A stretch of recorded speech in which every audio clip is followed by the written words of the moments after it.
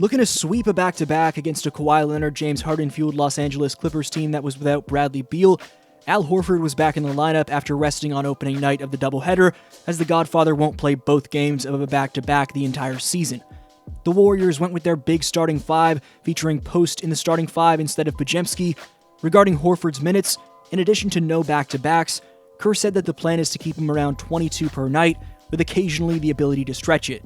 Pre-game, here's what Steve had to say regarding Jonathan Kuminga. Things can change, but is he a starting player? Yes.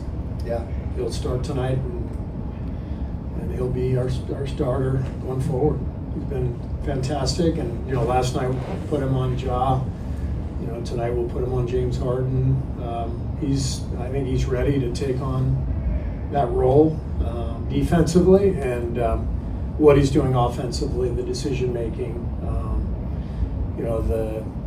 the shot selection. You've hardly seen any of the mid shot clock 17-foot pull-ups. You're seeing him being much more purposeful, getting the ball to Jimmy, getting the ball to Steph, attacking the rim. He's really putting a lot of pressure on people. So the biggest thing is the combination of Jimmy and Draymond and JK wasn't great last year, but because of all the improvements that JK has made, his passing and the stuff I just mentioned, it's really clicking, and so we're going to stay with that. The opening possession saw the Clippers leave Draymond open, and after a pass from Butler, Green made them pay. Curry and Butler sandwiched Kawhi on this possession, forcing the miss. Chasing down his own miss, Green considered another triple before finding Butler for a high-low connection on a Jimmy cut.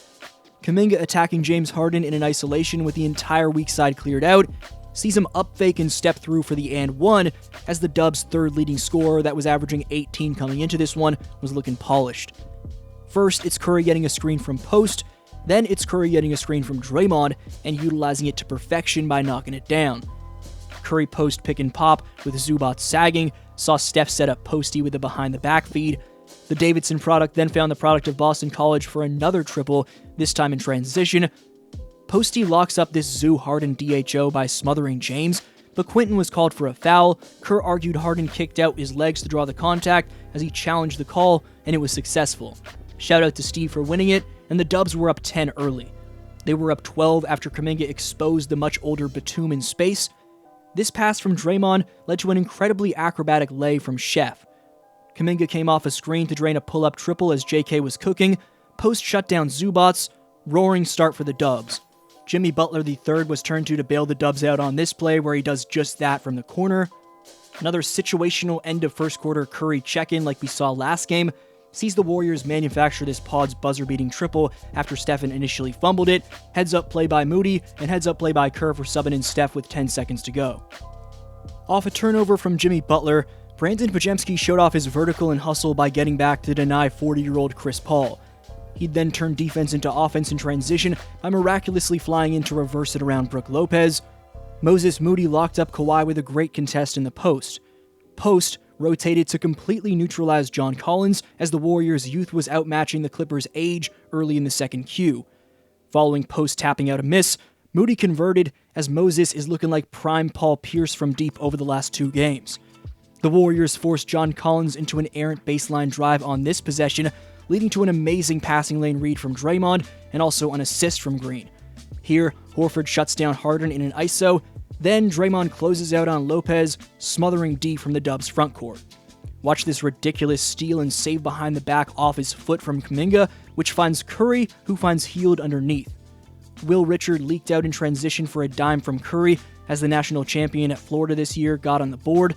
With Horford smothering Zoo, GP2 comes through with a nice little weak side rejection, as that's exactly how the Dubs have to play against bigs. Harden was going to work though, as he cut it to 2 on this drive and gave him 20 points already. Buddy Hield then attempted an ill-advised triple. Zubac outboxed Horford to tie the game. Out of a timeout, Butler isolated to get to his spot. Draymond rotated on the backside to lock up Harden around the basket. But after this Harden pull-up, the Warriors were down 3. Curry then missed a pull-up triple, but Steph does do a good job to keep James in check on this pull-up, but the Clippers ended the quarter on a massive run. Kawhi isolated Butler and spun off him to start the third. but the composed second-year man Quinton Post stretches the floor for the Dubs to get him within 2 off a nice little skip pass to the top of the arc from Curry. Operating on his primary matchup in Kuminga, Harden bricked this jumper as Jonathan got a hand in his grill. But Zubac's big-bodied post for a 90s-esque post hook. Curry reached double-figure scoring right here, but a healthy-looking Kawhi lost 2 defenders in response. Steph was fouled on a three-pointer off a split action as Jones Jr. entered his landing space. With the Clippers having to go the full length of the court with 7 seconds on the clock, Kuminga clamps up by picking up full court before Draymond dives on the floor for the loose ball that forced a shot clock violation. Off another great defensive possession from the Warriors, Jimmy threw down a jam in transition off a dime from Curry. Curry then dropped the dime to Kuminga in transition as Steph's passing bag was on full display. Pod stepped back for a ridiculous rainbow triple, as I guess that's why Brandon has the confidence to say he wants to be better than Steph. Horford fails to both contest Harden on this floater and account for Zubac underneath, who puts it back.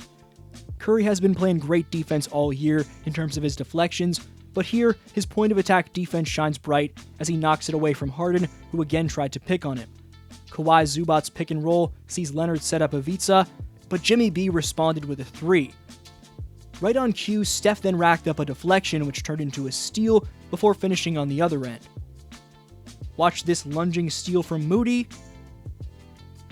This leads to Butler lining up a patented line drive triple over CP0. Butler flew in for this putback following a Horford miss. Pods pushing the pace leads to a third-year pro hooking up a fifth-year pro. Horford challenged Dunn to force a miss. Pods was pissed off that he didn't get a foul call on this drive to the basket. With both Harden and Kawhi off the floor, the Warriors turned up their defensive pressure and shut down the Clippers again right here as they forced another shot clock violation. Lopez was neutralized by Draymond Green, the best defender in the league outside of Wemby. Jimmy proceeded to float it over Lopez.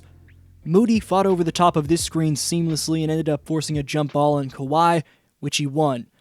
Showing he's a pure shooter, watch how Post changes his release on this possession to avoid the contest of Chris Dunn and knock it through. Butler drove and kicked to find Moody in transition. To beat the shot clock, Butler made it an 8-0 run for the Dubs and gave them a 20-point lead with this basket. Jimmy's fitting into the offense better than ever, as here he set up Draymond underneath. The Dubs cruised from there. The Warriors had lost 7 straight to the Clippers coming into this one, so it was good to see the Warriors play well against an opponent they typically struggle against, like they did against Denver. While the Clippers were missing a key contributor in Bradley Beal, it's pretty crazy that the Dubs are 4-1 with DeAnthony Melton and Seth Curry still yet to have made their debuts in Warrior threads.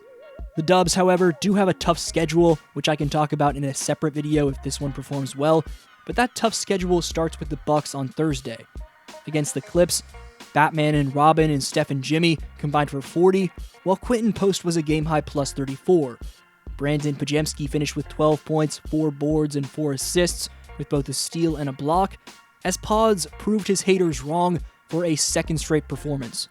Additionally, the vets didn't have to play a ton of minutes in this one, as Curry only played 26 of them, which is valuable, especially on the second night of a back-to-back.